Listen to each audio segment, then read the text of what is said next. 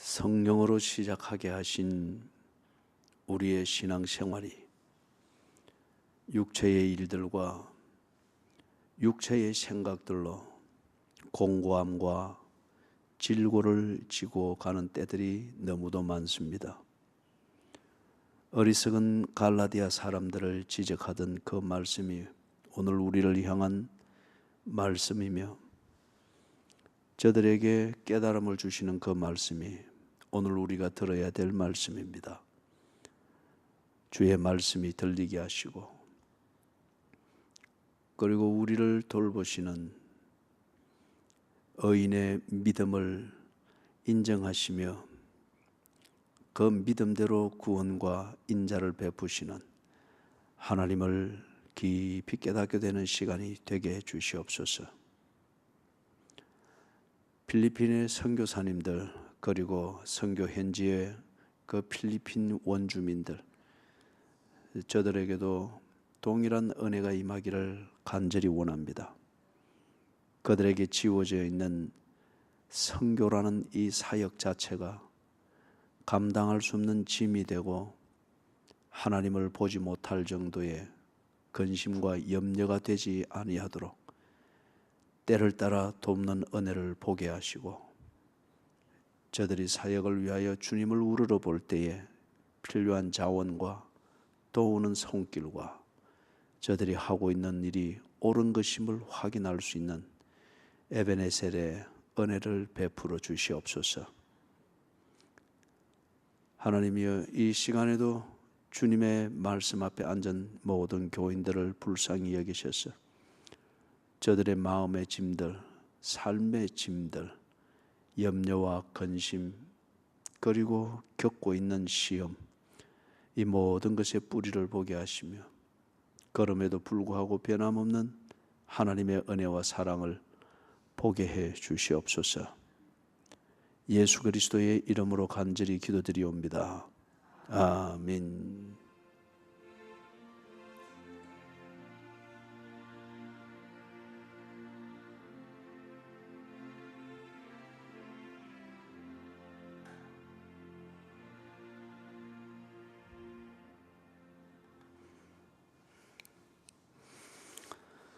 아멘. 자, 우리 성경을 보기 전에 한 가지 광고를 합니다. 우리 지휘자 김혜진 권사님 부산 교사합창단 정기 연주회가 이번 토요일이네요. 토요일인데 잊고 계시다가 아마 오늘 이걸 아마 하나 가지고 오신 것 같습니다. 이걸 일찍 가져왔으면 주일날 광고를 해서 다 같이 나누면 좋았을 텐데, 이번 토요일 오후 5시 부산 검정문화회관 대극장입니다. 정기 연주회고 우리 김혜진 권사님이 그 교사 합창단의 그 단장으로 지금 수고하고 계십니다. 시간들 좀 내셔서 가서 축하도 하고, 곡도 레파토리가 보니까 아주 좋은 게 많네요. 좋은 시간 될 수 있기를 바랍니다. 갈라디아서 3장입니다.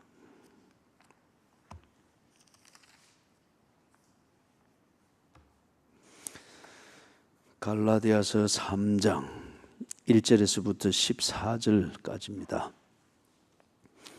1절에서부터 14절인데 우리 강의하는 부분을 맞추어서 읽어 나가도록 그렇게 하십시다.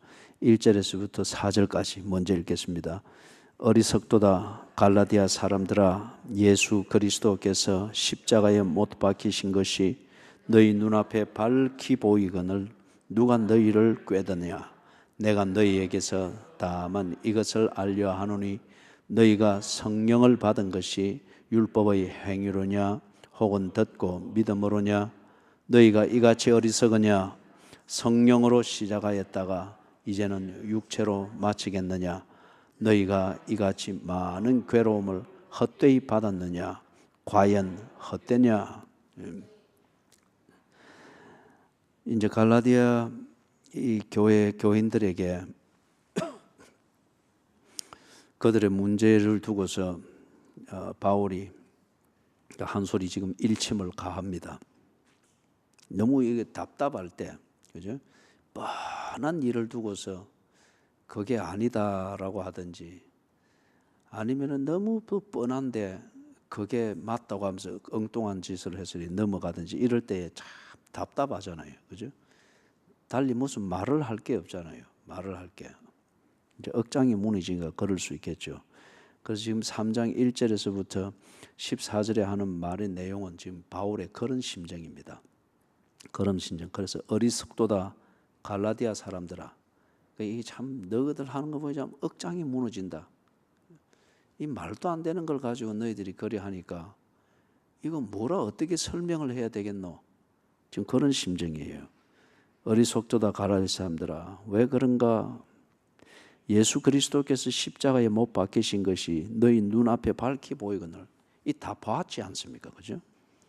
지금 이들 중에는 본 사람도 있었고 현장에 있었던 사람도 있었고 그 다음에 그 뒤에 전해지는 그 정언들, 이 정언을 해주는 사람들이 현장을 목격하고 사실을 전달해 준다는 이것을 부정할 수 없는 그런 사람들입니다.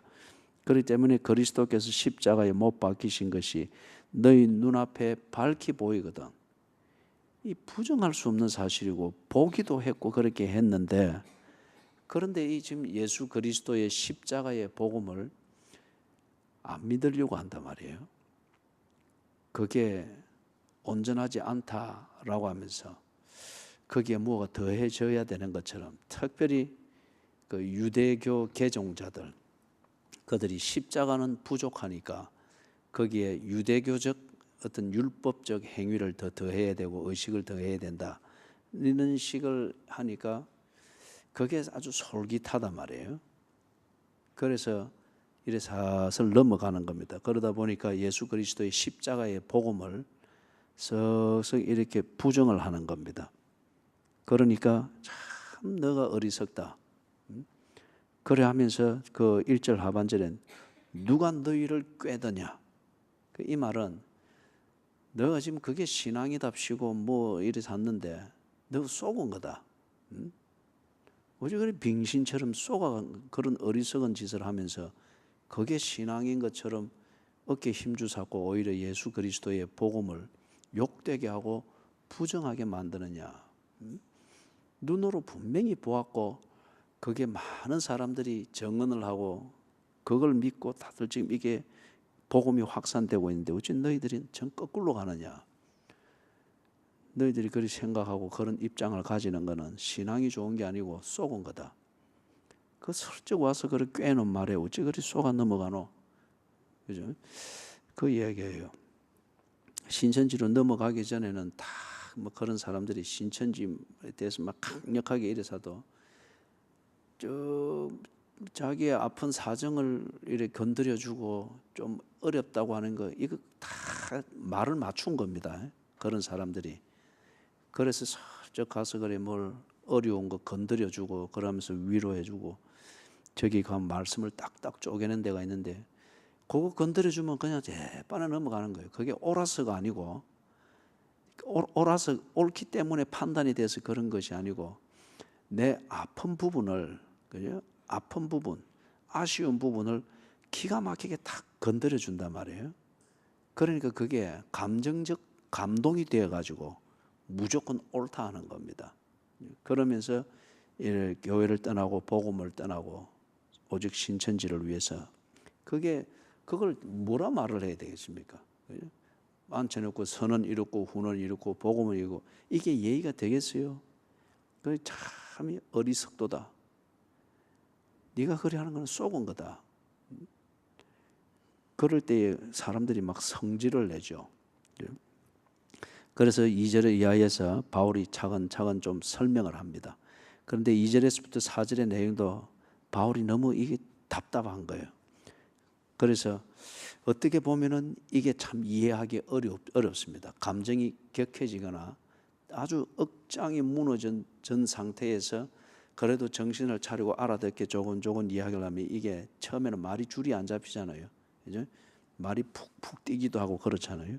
그래서 2절, 3절, 4절에 그 표현들이 좀 그런 바울의 심정을 담은 설명인 것을 우리가 충분히 짐작을 할 수 있습니다. 내가 너희에게 다만 이것을 알려 하노니, 정말 너희들이 뭘 믿었는지, 복음을 알고 믿었는지 그걸 내가 좀 알고 싶다, 그 말입니다. 그래서 예수 그리스도의 십자가의 복음을 믿는다고 하는 비밀은 이것인데, 너희들이 정말 이걸 몰랐느냐? 이걸 모르고 세례를 받았느냐? 이것도 모르면서 뭐 예수 믿는다고 정말 그런 것이더냐?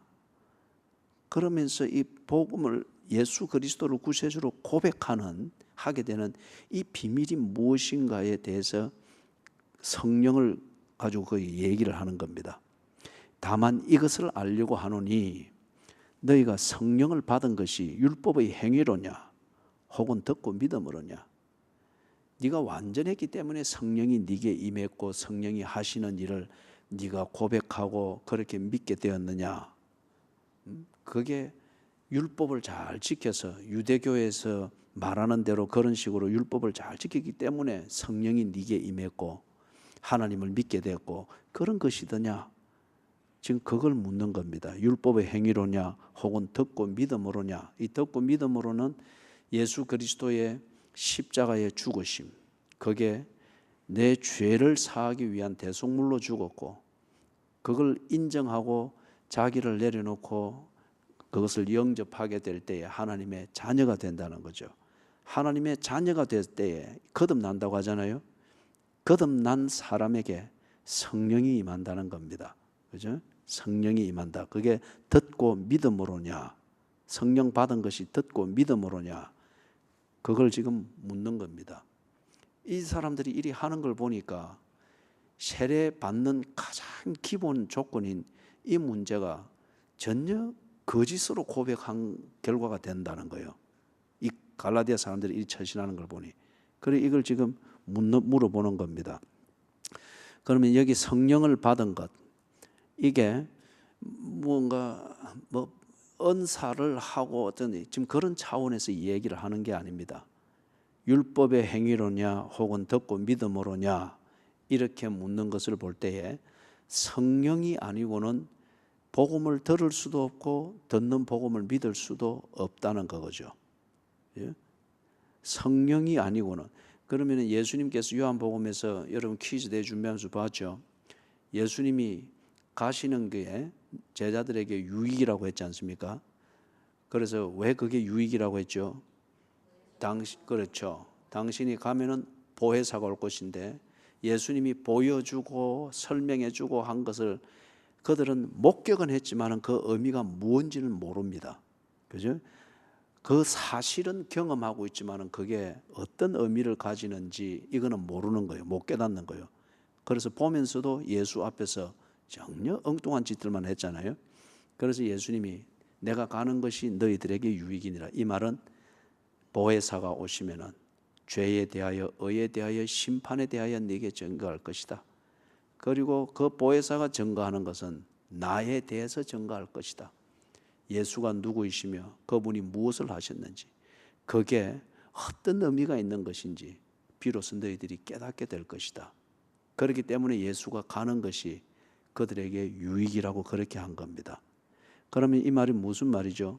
성령을 받았다 하는 말은 예수께서 성령을 보내신 것이죠. 그리고 성령을 받았다고 하는 것은 예수가 그리스도이시며 그분이 나의 구세주 되시며 그분을 믿을 때에 하나님의 자녀가 된다. 이것을 가르쳐 주는 거죠. 그래서 예수를 구세주로 고백한다고 하는 것은 내게 성령이 임했다는 겁니다. 그죠? 예수 그리스도의 복음을 믿음으로 말미암아 이게 아니고는 내가 하나님의 자녀가 될 수가 없다. 하나님의 자녀가 되는 것이 곧 죄로부터 사함을 받는 것이고 하나님의 자녀가 되는 것이 하나님과의 관계 안에서 온전케 되어지는 것이다. 이걸 깨닫고 그렇게 방향 전환을 해서 탁 거듭나지게 되는 게 무엇을 통해서냐? 예수께서 보내신 성령으로 말미암아 그렇게 된다는 겁니다. 뭐 귀신 쫓아내고 뭐 하고 그거는 부차적인 문제고, 성령이 내게 임한 가장 근본적이자 절대적인 이유는 뭐냐? 예수가 누구이시며 나를 위해서 무엇을 해 주셨는가를 알고 그게 내게 어떤 의미가 있는가를 알고 예수를 믿게 되는 겁니다. 이걸 가르치는 거예요. 그런데 이 사람들이 눈으로 본 십자가, 그리고 눈으로 본 사람들이 증언해 주는 그 사실에 근거한 예수 그리스도의 복음을 듣고 예수가 구세주이시다 영접을 했단 말이에요. 그리고 세례를 받았단 말이에요. 그리고 지금까지 교회 생활을 잘 했어요. 그런데 지금 이런 꿰이는 소리들, 속이는 소리들에 이래 휘청거리면서 예수 그리스도의 십자가를 부정하는 어떤 이런 식의 교회 생활로 쭉 전락이 되어 가니까 이게 얼마나 답답한 거예요. 너가 정말 성령 받았나? 그 다음에 네가 성령을 받았다고 하면은 그게 네가 뭐 생활이 완벽해서 성령을 받은 것이냐? 아니면은 예수께서 약속하신 대로 하나님의 자녀가 되기 때문에 성령을 받은 것이냐? 그걸 다시 묻는 겁니다. 그래서 3절에서는 답답한 거예요. 너희가 이같이 어리석으냐? 성령으로 시작하였다가 이제는 육체로 마치겠느냐? 예수를 믿게 된 게 예수님이 약속한 대로 성령이 임했으니까 예수를 고백하며 예수를 믿게 된 거잖아요. 성령으로 시작했습니다. 그죠? 전도를 통하여 계기가 마련되었고 그 계기를 통하여서 예수 그리스도의 하신 일의 사실을 딱 접하고 듣게 됐단 말이에요. 그럴 때에 마음의 문을 열 때 성령께서 그들에게 임했고 그들이 그걸 통해 고백하여 하나님의 자녀가 되는 권세를 가졌습니다. 성령으로 시작하였죠. 그죠?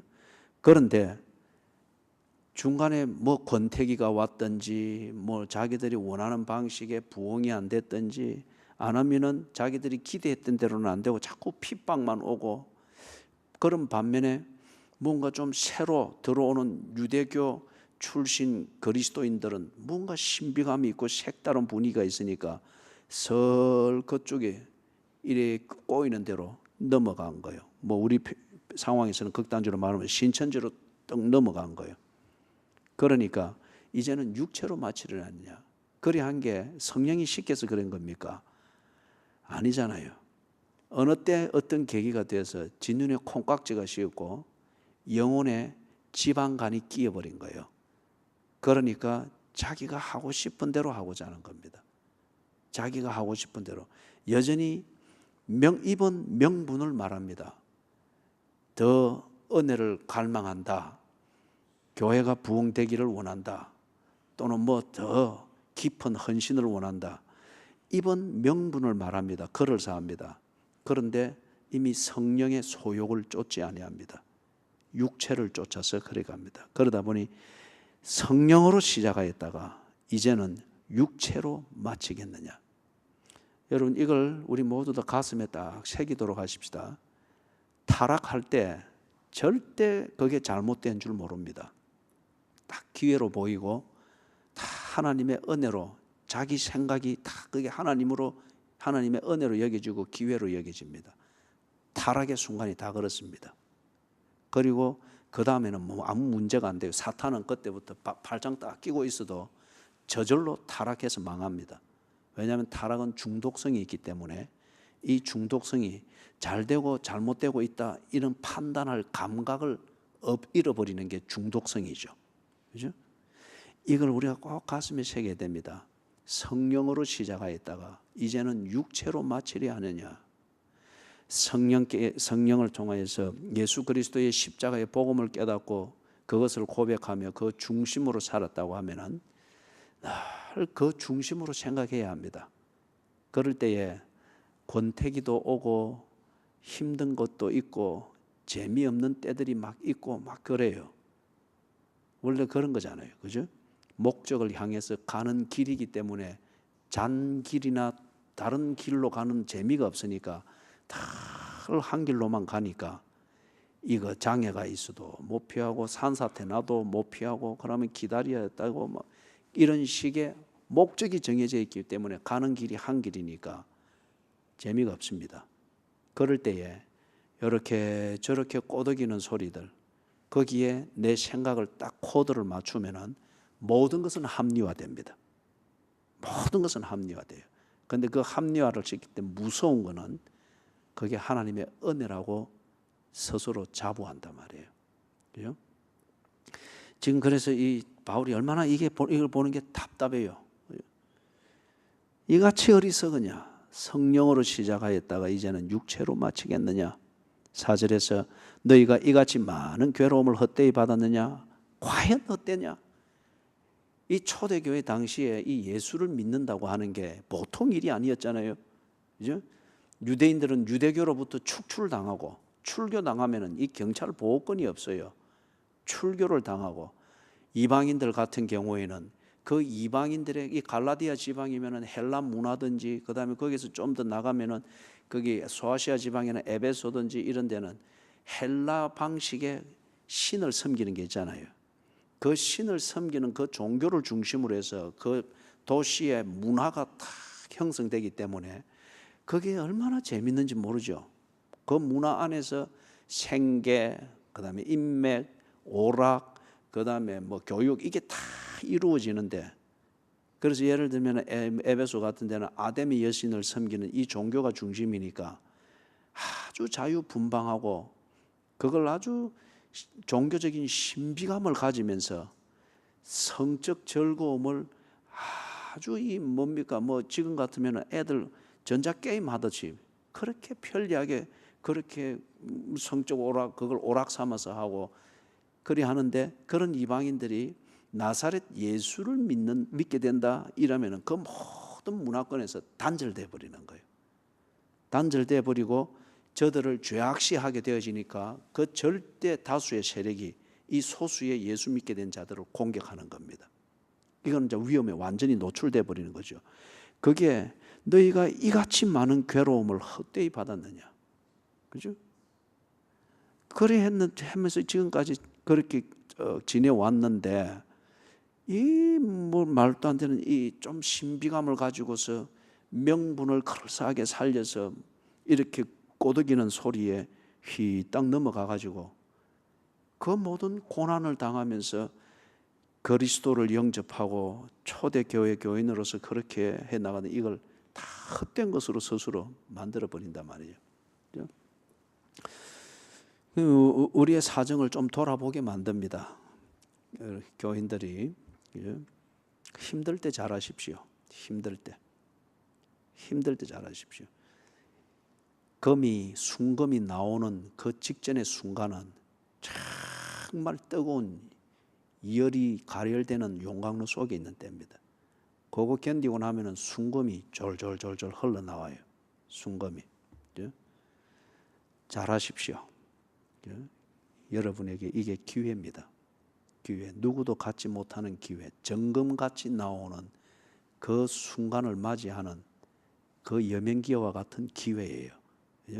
그런데 스스로 자기 심리에 의해서 꼬드기고 어떤 연약한 어떤 그런 정세에 꼬드기고 이럴 때에 다 그 모든 수고들을 헛수고로 만들어 버리는 거예요. 헛수고로. 이렇게 편하게 할 수 있는데, 이렇게 할 수 있는데. 5절 같이 한번 읽어보겠습니다. 너희에게 성령을 주시고 너희 가운데서 능력을 행하시는 이의 일이 율법의 행위에서냐 혹은 듣고 믿음에서냐. 바울이 좀 그들에게 무한을 줄 정도로 한번 딱 따져보고자 하는 겁니다. 따져보면 정말 율법의 행위에서 났느냐. 그 앞에 말하는 것, 너희에게 성령을 주시고 너희 가운데서 능력을 행하시는 이 누굽니까? 그리스도잖아요. 그리스도. 그래서 그리스도께서 이 구원을 주신 그리고 은혜를 베푸신 그 일이 너희들이 유대교에서 말하는 것처럼 율법을 완벽하게 지키고 똑똑했기 때문에 그렇느냐? 아니면 너희들이 드리는 예배에서 신비감을 잘 자아내는 그런 식의 종교적 분위기가 있었기 때문에 예수께서 너희들을 위해서 일을 했느냐? 아니면 약속한 대로 듣고 믿었기 때문이냐? 이걸 딱 가지고 그들에게 딱 따지는 겁니다. 그 다음에 그걸 따지는데 아브라함을 가지고서 그들에게 따집니다. 거기 6절에서부터 9절 같이 읽습니다. 아브라함이 하나님을 믿음에 그것을 그에게 의로 정하셨다 함과 같으니라. 그런즉 믿음으로 말미암은 자들은 아브라함의 자손인 줄 알지어다. 또 하나님이 이방을 믿음으로 말미암아 의로 정하실 것을 성경이 미리 알고 먼저 아브라함에게 복음을 전하되 모든 이방인이 복을 받으리라 하였느니라. 그러므로 믿음으로 말미암은 자는 믿음이 있는 아브라함과 함께 복을 받느니라. 아멘. 왜 예수님이 아브라함을 비유를 들어서 지금 이 설명을 하고자 할까요? 그 사람들이 지금 자기들을 꼬드기고 있는 이 유대교 출신 그리스도인들보다도 그들은 아브라함을 더 믿습니다. 아브라함이 이리 했다 이라면은 누가 와서 꼬드기더라도 아브라함이 이리 했다라고 하면은 꼬드기는 사람들이 잘못 말하고 있는 줄 그들은 대번에 딱 판단합니다. 왜냐하면 그들이 아브라함을 믿고 그다음 모세를 믿습니다. 그리고 다윗을 믿습니다. 그렇기 때문에 이 사람들이 신앙생활을 어떻게 하는 거지 또는 무엇을 믿어야 하는 거지 그러면 아브라함이 한 대로 하면 된다. 또는 모세가 가르친 대로 하면 된다. 아니면은 다윗이 한 대로 하면 된다. 이게 그들에게 있어서 딱 신앙의 표본입니다. 그래서 아브라함은 그들의 신앙의 조상이라고 했잖아요. 그죠?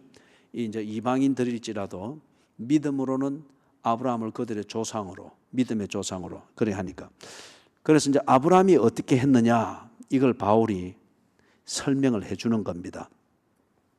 첫 번째는 거기 이제 세 가지를 이야기를 하는데 첫 번째 6절에서는 아브라함도 하나님을 믿었다.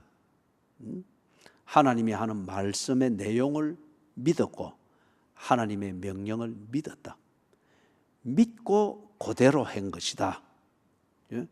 지 자신의 도덕심이든지 아니면은 뭔가 지가 좀 정결하고 종교적 신비감을 자아내는 그런 금욕적인 신비한 행동을 상당히 잘했기 때문에 하나님이 아브라함에게 복을 주고 뭘 하고 그게 아니었다. 하나님이 먼저 아브라함에게 이리 해라 하니 아브라함이 이리 했고 저쪽으로 가라 하니 저쪽으로 갔고 내가 네게 자식 줄 것이다 하니 아브라함이 25년 동안을 기다렸다. 그냥 믿고 기다렸다. 믿고 그렇게 기다리면서 그래 했다. 이게 아브라함이 하나님을 믿음에 그것을 그에게 의로 정하셨다. 그 말이에요. 그런데 너희들은 왜 유대교 출신들이 꼬드기듯이 도덕적으로 완벽해야 뭐 하나님이 의롭게 여기고 의인에게 주는 복을 준다는 식으로 왜 그래 금욕적으로 가느냐. 너희들은 아브라함을 믿음의 조상이라고 하면서 아브라함이 한 대로 너희들은 하지 않지 않느냐. 그럼 이 사람들이 할 말이 있겠어요? 할 말이 없습니다. 자기들이 아브라함의 믿음의 후예들이라고 하는데 아브라함이 하는 것과 전혀 다르게 하고 있잖아요. 아브라함은 하나님이 하신 말씀 그리고 하나님과의 관계를 믿었다. 믿은 것이 아브라함의 행동이었고 삶이었다. 그런데 너희들은 왜 그렇게 하지 않노? 그 다음에 7절에서 아브라함을 예를 들어서 두 번째 그들의 문제를 지적을 하는데 그런즉 믿음으로 말미암은 자들은 아브라함의 자손인 줄 알지어다. 조금 전에 언급을 했습니다. 겹쳐지지만은 아브라함은 그렇게 했는데 너희들이 율법을 통하여서 즉 율법에 있어서 완전한 행위를 하면은 유대교인들이 하듯이 그러면 하나님이 복을 주고 메시아가 오게 되고 뭐 그럴 것이라고 하면 너희들은 아브라함 자손이 아니지 않느냐. 아브라함의 후예, 아브라함의 자손일 것 같으면 아브라함이 하나님과의 관계에 있어서 한 대로 하는 게 아브라함 자식이지 않느냐. 부전, 자전, 모전, 여전, 그죠? 아브라함은 믿어서 의를 얻었다고 하면은 너희들이 아브라함의 자손, 즉 같은 하나님의 백성일 것 같으면은 너희들도 아브라함이 했듯이 믿어야 되지 않느냐. 그게 두 번째 이야기예요. 그 다음에 세 번째 지적을 하는 것은 8절, 9절에서 하나님께서 구원하는 원리가 그랬다는 거예요. 8절에서 나오는 것은 창세기 어디에 나옵니까? 하나님이 아브라함에게 약속 세 가지를 했죠. 그렇죠. 창세기 12장 1절, 2절에 보면은 있죠. 약속 세 가지 말씀해 보십시다. 첫째, 땅을 주고 자손을 주고 복의 근원이 되게 하겠다. 그죠? 여기 복의 근원이 되게 하겠다고 하는 이걸 지금 바울이 여기서 8절 9절에서 이야기를 하는 겁니다. 예? 복의 근원이 되게 하겠다. 아브라함이 하나님을 믿음에 하나님이 그것을 의로 여기셨다고 했습니다. 마찬가지로 아브라함처럼 의인이 되는 자들이 아브라함이 하나님의 그 하시는 명령을 믿듯이 아브라함처럼 하나님께서 저들을 위하여 하는 그 일을 믿을 때에 하나님께서 역시 그들을 아브라함처럼 의인으로 여기겠다. 그 말이죠. 그래서 혈통적으로는 아브라함에게서 메시아가 오고 신앙적으로는 아브라함이 한 것처럼 지금 본을 딱 보여준 거잖아요. 어떤 의미에서 아브라함이 한 것처럼 그들이 할 때에 그들 역시 아브라함처럼 하나님의 백성이 되며 의인이 된다는 겁니다. 아브라함이 복의 근원이라는 거죠. 그래서 이것도 역시 앞에 했던 것과 같은 맥락입니다. 너희들이 아브라함의 자손 하나님의 백성이며 또 그렇게 되기를 원한다고 하는 것 같으면 아브라함이 한 대로 해야지. 그래서 세 번째 포인트에서는 하나님께서 자기 백성을 구원하려고 할 때에 아브라함이 한 것처럼 하는 그런 사람들을 의인으로 삼는다고 했다. 그걸 지금 창세기 12장에 그 약속을 상기시키면서 지금 이걸 정리를 하는 겁니다. 왜 아브라함이 한 대로 하지 않느냐? 하나님께서 구원하신다고 약속한 왜 그 방식대로 너희들이 하지 아니하고 왜 잘하다가 이제 와서 군더더기를 끼워가지고 아브라함과 전혀 다르게 그렇게 하느냐? 그건 하나님이 구원하는 방식이 아니다. 지금 그 주장이에요. 세 가지. 율법이 행위에 쓰냐, 듣고 믿음에 쓰냐. 여기에 대해서 바울이 세 가지 아브라함을 중심으로 해서 세 가지를 이야기한다. 아브라함은 하나님을 믿음으로 말미암아 의인이 되었다. 두 번째는 아브라함의 자손일 것 같으면 너도 아비 아브라함처럼 해야 되지 않느냐. 그런데 왜 다르게 하느냐. 세 번째는 하나님의 구원의 방식은 아브라함을 구원하듯 하나님의 백성들을 그렇게 구원한다. 하나님의 하시는 일을 믿을 때에 구원한다. 그래서 아브라함의 자손을 통하여서 이루어진 하나님의 일이 무엇이었습니까? 예수 그리스도의 십자가의 죽으심이지 않습니까? 예수가 아브라함의 후손으로 왔잖아요. 혈통적으로는. 그리고 하나님께서 약속하신 대로 자기 목숨을 대속물로 많은 사람들의 대속물로 주셨잖아요. 이걸 믿을 때에 구원을 얻는다는 거예요. 자, 그 다음에 10절에서부터 12절까지 같이 읽습니다. 무릇 율법 행위에 속한 자들은 저주 아래에 있나니 기록된 바 누구든지 율법책에 기록된 대로 모든 일을 항상 행하지 아니하는 자는 저주 아래에 있는 자라 하였습니다. 또 하나님 앞에서 아무도 율법으로 말미암아 의롭게 되지 못할 것이 분명하니 이는 의인은 믿음으로 살리라 하였습니다. 율법은 믿음에서 난 것이 아니니 율법을 행하는 자는 그 가운데서 살리라 하였느니라. 아브라함을 통하여서 하나님의 구원의 원리를 말하고 난 다음에 그들이 주장을 하고 있고 이제 슬그머니 꼬드겨 가지고 그게 신앙이랍시고 그렇게 기울어져 있는 그들의 소위 말해서 그들이 주장하는 신앙의 근거라는 이것에 대해서 아브라함이 아니고 바울이 딱 공격을 해서 정리를 하는 거죠. 10절에 율법 행위에 무릇 율법 행위에 속한 자들은 저주 아래에 있다. 이게 바울이 기분이 나빠서 이렇게 저주를 퍼붓는 게 아니고 이게 성경이라는 겁니다. 성경. 그들이 사실 그렇습니다, 여러분. 유혹을 당하고 유혹을 슬그머니 받아들일 때는 옳고 그른 게 이게 문제가 안 됩니다. 틀렸다 옳다 이걸 판단하는 게 문제가 안 돼요. 유혹을 대해서 경계를 하고 있을 때는 신천지는 틀렸다 저거는 막 쫓아내야 되고 어떻게 일이 된다 이러는데 실제로 개인적으로 설 부딪혀 가지고 아이고 그래도 이게 내 마음을 알아주네, 여기에 뭐가 있네, 여기에 뭐 사랑이 있네 싶어서 설 얽힐 때는 옳고 그런 게 문제가 안 돼요. 그죠? 내게 유익이 되느냐 안 되느냐, 내 마음이 편하냐 안 편하냐, 내가 가려운 데를 긁어주느냐 안 긁어주느냐, 이게 판단의 근거가 되어버리는 겁니다. 그러니 이 사람들이 율법 행위에 속한 자들은 저주 아래에 있나니, 이게 성경입니다. 그런데 이 사람들이 설 이렇게 넘어가니까 유대교 출신 그리스도인들이 와서 율법의 중요성을 강조하고 이런 게 있어야 십자가가 보완이 된다는 식으로 하면서, 그리고 그들이 예배 드리고 뭘 신앙생활하는 내용을 보니 신비감이 있단 말이에요. 유대교의 그 어떤 율법에 젖은 금욕주의적 이런 신비감이 있단 말이에요. 그러니까 그게 설 옳게 보이는 거예요. 가뜩이나 이 뭐 나사렛 예수를 믿고 하는 이 예배당에서의 예배는 회당에서 드리는 유대교의 예배에 비하면 너무도 단조롭고 이 뭐 별 재미도 없고, 처음에는 자기 감동으로 막 예배를 드렸는데 이게 술 식어지니까 감동은 나중에 다 식게 됩니다. 그럼 믿는 딱 그 핵심이 남는단 말이에요, 엑기스가. 근데 이것만 가지고 너무 단순하고 막 이렇단 말이에요. 그죠? 별 재미가 없어요. 스스로 감동도 안 일어나고. 그죠? 진리는 원래 그런 겁니다. 진리의 맛이 뭐라고 제가 정리를 했습니까?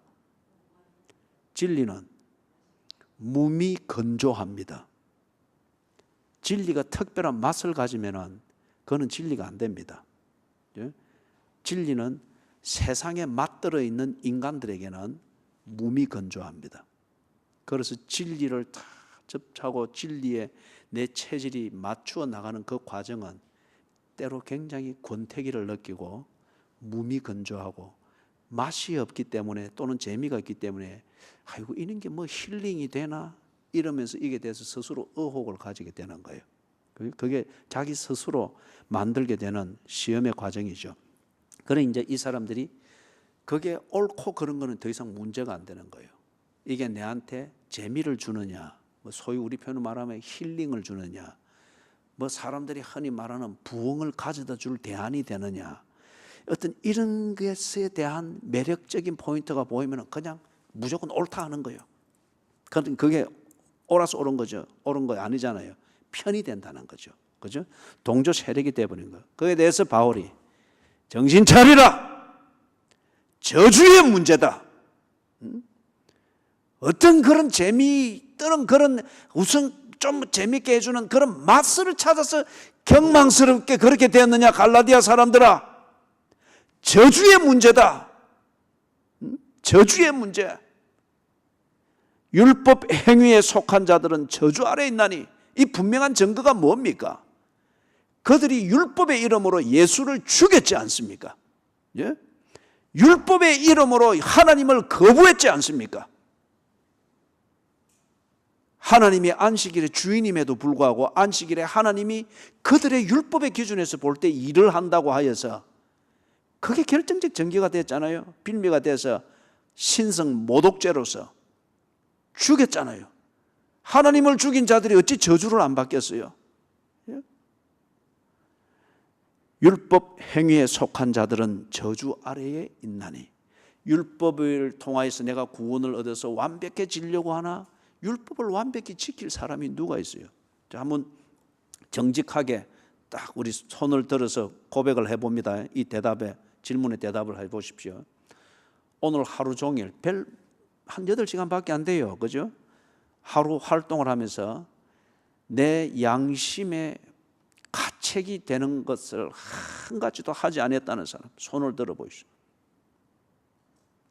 내 양심에 부끄럽지 않게 오늘 완벽하게 지냈다. 아무도 몰라요. 내 양심밖에 몰라요. 그럼 다 죄인이잖아요. 그럼 내일 새벽에 이제 이 회개의 눈물이 이제 뭐 넘쳐나겠습니다. 그죠? 이걸 알잖아요. 조금 전에 우리가 말했듯이 이 잘못을 알 때에 그것을 뉘우쳐야 된다는 것을 알매도 불구하고 그것마저도 못 되는 게 우리 인간의 실상이잖아요. 그죠? 그렇기 때문에 법으로서 뭔가 완벽할 때 그 자체가 우리 스스로를 정죄하는 거잖아요. 그죠? 그 특별한 증거가 바로 이 사람들 앞에서는 불과 약 한 20-30년 전에 있었단 말이에요.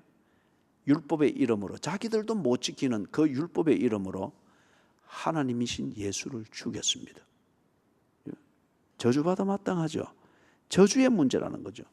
그러면서 성경을 딱 들이대는 겁니다. 기록된 바, 성경에 이리 돼 있다. 누구든지 율법책에 기록된 대로 모든 일을 항상 행하지 아니하는 자는 저주 아래에 있는 자라 하였음이라.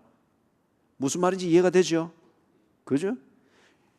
율법은 거울과 같다는 거죠. 이 법은 거울과 같다는 거죠. 거기서 비추어 보면서 내가 뭘 잘못됐는지, 이게 안 되는 건지 그걸 아는 거잖아요. 그럼에도 불구하고 이 율법책에 있는 이게 곧 나의 실력이고 이것을 온전히 지키기 때문에 내가 구원을 얻는다라고 하는 걸 생각할 때 누가 구원을 얻을 수 있겠어요? 예? 누가 구원을 얻을 수 있겠어요? 아무도 못 얻습니다. 저도 오늘 그 뭡니까, 어제 밤을 꼬박 새고 주일날 밤 새고 또 어제 밤 새고 이 새벽기도 이 신장님한테 전화를 들었다 놨다 2번 연속하기 미안해가지고, 그죠?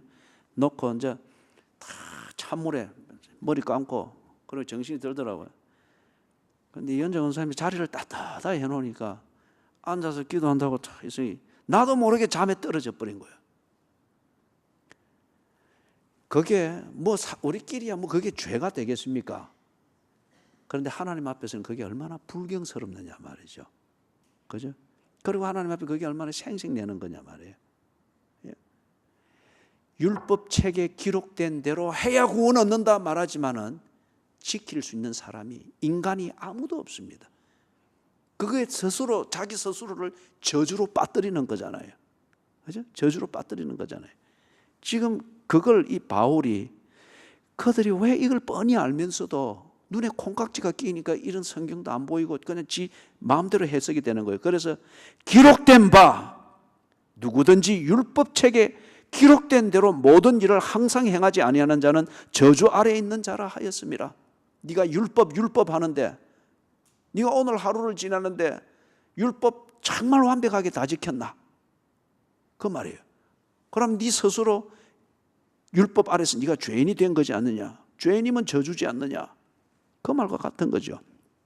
그래서 그 다음에 두 번째 말하는 게, 다시 말해서 10절에서 딱 이야기했잖아요. 그거는 저주의 문제다. 율법 행위에 속한 자들은 저주 아래에 있나니.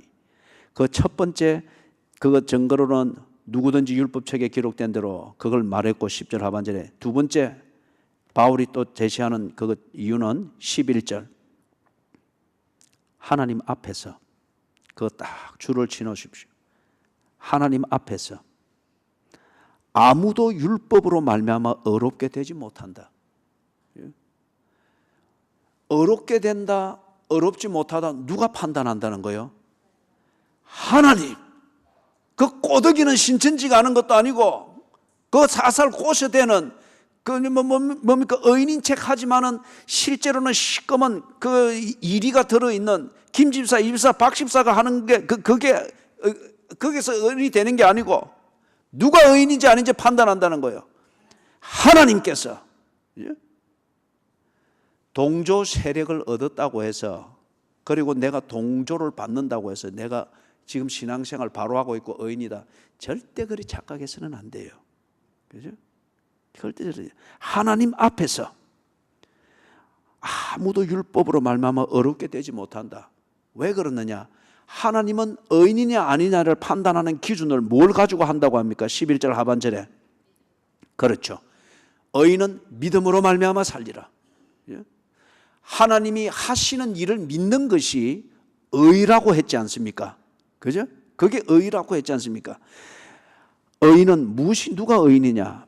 하나님이 하신 말씀을 믿고, 하나님이 한 일을 받아들이고, 하나님이 한 약속을 붙들고, 그리고 하나님이 인도하는 그 길을 하나님과 동행하는 것, 이게 믿음이다 말이에요. 그죠? 이 믿음은 앉아서 지 혼자 분위기 잡고 앉아 있으면서 종교적인 고집을 빼고 부리고 있는 거, 그런 게 믿음이 아니고, 그거는 바리새인들이 예수님 앞에 혼났던 그런 종교적 아집이에요. 여기서 믿음은 믿음은 의인은 믿음으로 말미암아 살리라. 하박국서 몇 장에 나옵니까 이게? 2장 4절에 보면 나오죠. 그 4절을 말하고 난 다음에 5절부터 뭐가 나오는가 하면은 갈대아인들이 쳐들어와서 하게 되는 아주 잔혹한 전쟁을 이야기합니다. 그런데 그런 전쟁이라서 그때는 본능적으로 하고 막 비겁하게 살기 위하여서 여기도 붙고 저기도 붙고 본능적으로 다 그렇게 해도 이해가 되는 전쟁 상황이나 그럼에도 불구하고 의인일 것 같으면은 그 상황에서도 의인은 믿음으로 말미암아 살 것이다.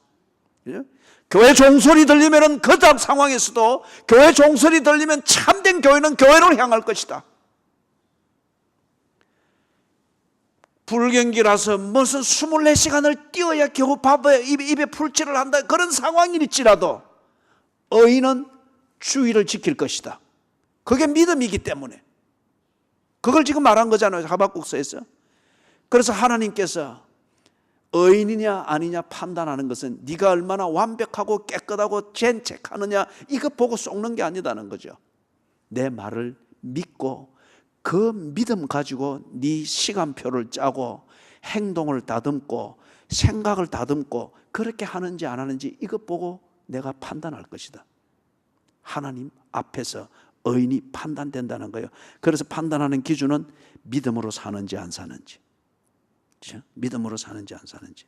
이 두 가지를 바울이 딱 이야기를 했습니다. 그렇죠? 율법 행위에 속한 자들은 저주 아래 있느니라. 왜냐하면 성경이 그리 말했고, 두 번째는 의인인지 아닌지는 하나님이 판단하는데 기준은 하나님이 한 약속을 그것을 지키는 일상생활인지 아닌지 그걸 보고 판단한다는 것이었죠. 그 다음에 13절에서부터 13절 14절 같이 읽습니다.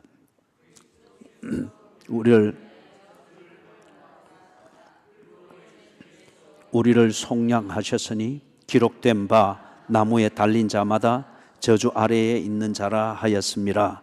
이는 그리스도 예수 안에서 아브라함의 복이 이방인에게 미치게 하고 또 우리로 하여금 믿음으로 말미암아 성령의 약속을 받게 하려 함이라. 그래서 정리를 해서 바울이 그 사람들에게 예수를 믿는다고 하는 것이 뭔지 이걸 간단하게 다시 한번 딱 정리를 해주는 겁니다. 그리스도께서 우리를 위하여 저주를 받은 바 되었다. 율법을 완성시켰다는 겁니다. 율법적 요구를 완성시켰다는 거예요. 율법적 요구를 완성시켰다 이 말을 우리를 위하여 저주를 받은 바 되었다. 그러면 그 뒤에 나오는 게 율법의 저주에서 우리를 속량하셨다. 기록된 바, 다시 성경을 들이대는데 나무에 달린 자마다 저주 아래에 있는 자라 하였음이니라. 이게 구약 성경에 나온단 말이에요. 그런데 이 사람들이 예수 그리스도의 십자가가 부족한 것처럼 하나의 상징처럼 그런 식으로 매도를 하게 되어지니까 보아라! 나무에 달린 자마다 저주 아래에 있다고 했지 않느냐? 이게 메시아에 대한 약속이었지 않느냐? 너희들이 20년 전, 30년 전에 보았지 않느냐? 메시아가 그렇게 죽었고 그 모든 일을 집행했던 로마군의 장교가 이는 실로 하나님의 아들이었도다. 그리고 그분이 살아서 미쳤다 거짓말한다는 모함을 들으면서까지 했던 그 말씀대로 그가 죽고 부활한 다음에 그대로 이루어졌지 않느냐? 성령이 임했고 그리고 그분이 말씀한 대로 이 복음이 땅끝까지 전파되어지는 이 사도들의 희생을 통하여 오늘 너희들이 복음을 들었고 예수를 믿었고 성령이 임재하는 이 체험들을 너희들이 하고 있지 않느냐? 성경이 이렇게 말함에도 불구하고 왜 저주 아래에 있는 자들을 구하기 위해서 스스로 나무에 달려 저주 아래 놓였던 대속물이 되신 이 구세주 예수를 왜 부정하느냐? 왜 어설픈 인맥이든지 뭐 친교 뭐 그렇게 해서 뭘 해서 분위기 잡힌다고 친한 것은 친한 거지 왜 그 친한 것 때문에 복음을 오도하고 왜 친한 것 때문에 믿음 자체를 그렇게 팔아넘기는 어리석은 자가 되느냐? 그걸 지금 성경을 딱 들이대면서 이야기를 하죠. 그래서 14절에 이는 그리스도 예수 안에서 아브라함의 복이 이방인에게 미치게 하고 또 우리로 하여금 믿음으로 말미암아 성령의 약속을 받게 하려 함이라. 이게 앞에서 그 말했던 그게 무엇이었습니까? 아브라함을 복의 근원이 되게 한다고 했죠. 그걸 여기서 지금 증명을 하는 거잖아요. 아브라함의 복이 이방인에게 미치게 하고 아브라함의 혈통을 통하여서 이스라엘이 만들어지고 이 이스라엘의 역사를 통하여서 예수 그리스도가 오셨습니다. 그리고 이 이스라엘의 역사 안에서 예수 그리스도가 하나님이 약속한 그 복, 죄에서 구원하고 하나님의 자녀가 되는 권세를 주고 하나님의 은혜를 누리면서 살게 하는, 이게 진정한 인간의 복이지 않습니까? 이 복을 예수 그리스도를 믿음으로 말미암아 이루어지도록 만들었다는 거예요. 아브라함에게는 이삭을 모리아 산에서 드리는 이 시험을 통해서 여호와 이레를 만나게 하고 여호와 이레의 복을 받으면서 하나님이 나와 함께 한다고 하는 것을 검증했잖아요. 이제 아브라함의 자손을 통해서 온 그 복의 근원이 되게 하겠다는 그 복이 무엇이냐? 예수 그리스도라는 이 여호와 이레를 통하여서 저주 아래에 있는 인간이 구원을 얻게 하는 것, 여호와 이레 예수 그리스도의 이 구속의 은혜를 입음으로 말미암아서 진정한 생명을 얻게 했다. 이게 아브라함을 복의 근원이 되게 하겠다는 이것의 완성이지 않느냐, 그걸 지금 말하는 거예요. 그래서 아브라함이 그것을 믿음으로 말미암아 네 아들 이삭을 제물로 드리라는 하나님의 이 명령을 믿음으로 말미암아 아들을 죽이기보다는 여호와 이레를 만나게 되었듯이 아브라함이 그러했다고 하면은, 그래서 의인이 되었다고 하면 너희들 역시 아브라함이 했듯이 하나님이 주신 이 복음, 예수 그리스도의 이 복음을 믿음으로 말미암아 구원이라는 이 여호와 이레를 만나는 것이지 않느냐. 그래서 그게 의인이 되고 구원을 얻는 그러한 하나님의 은혜에 너희들의 그 조건이 되는 것을 왜 부정하느냐. 한 가지 짚으면서 말씀을 마칩니다.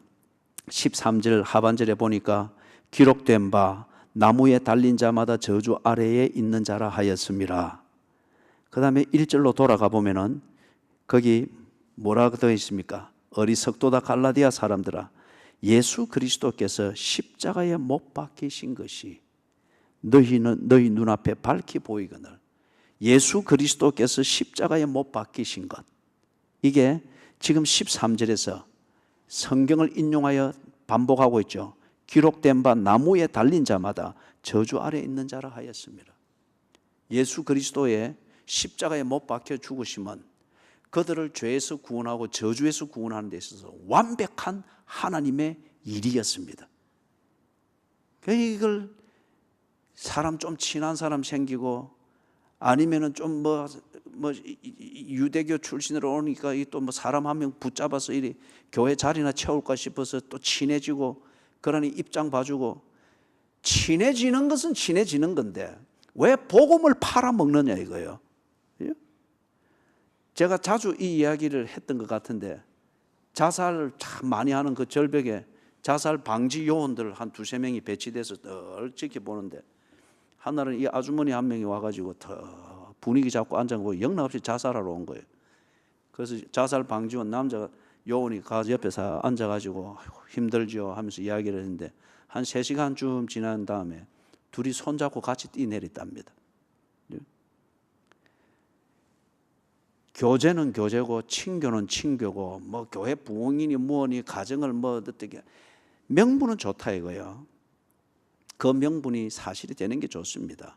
그러나 복음을 팔아먹지는 마십시오. 그렇게 어리석으냐. 사는 게 바쁘고 힘들 때에 열심히 살아야죠. 더 덜 자고 더 많이 일을 하고 더 그래야죠. 그러나 복음을 팔아먹지는 말라 이거예요. 그런다고 해서 되는 게 아니에요. 복음 팔아먹어서 되는 일이 아무것도 없어요. 왜?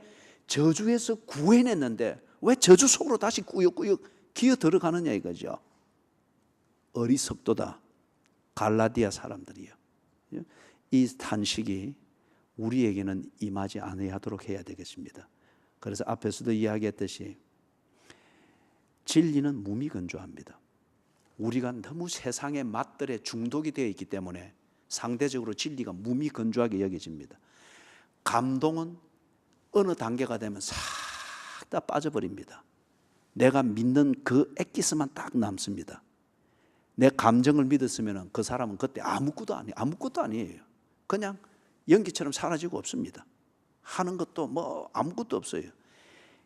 어느 단계 되면 이 엑기스만 나는데 이게 정말 그리스도의 복음이고 진리면은 그때부터 이 사람의 진면목이 나옵니다. 진면목이 무미건조하다고 말하는 그 진리를 다 붙잡고 하박국서 2장처럼 전쟁과 같은 상황일지라도 그너가 붙잡고 있는 건 진리니까 진리대로 갑니다. 그래서 장기려 박사님이 149대 때 평양에 일어났던 상황에서도 수요일인데 산정현 교회에서 종소리 댕그랑 나니까 전부 다 남쪽으로 해서 피난길로 가는 이 사회 마을 분위기인데 그는 종소리가 나는 산정현 교회를 향해서 간 거예요. 의인은 믿음으로 말미암아 살리라. 바로 복음 팔아먹지 마십시오. 그래서 친구 얻는 것도 아니고 복음 팔아먹어서 뭐 계획하는 게 되는 것도 아닙니다. 하나님이 우리를 저주 아래에 있는 우리를 구해내셔서 하나님의 자녀 되게 했습니다. 약속을 향해서 다 가게 했습니다. 그런데 어느 때부터인가 이 갈라디아 사람들이 하듯이 스스로 다시 저주 아래로 돌아가는 거예요. 명분과 분위기와 예수 믿으면서 버렸던 세상의 맛들을 다시 다시면서 쩝 다시면서 그래 다시 하는 도둑질이 더 재밌게 여겨지잖아요. 그래 하면서 복음을 팔아먹고 있는 거예요. 찬송가 85장입니다.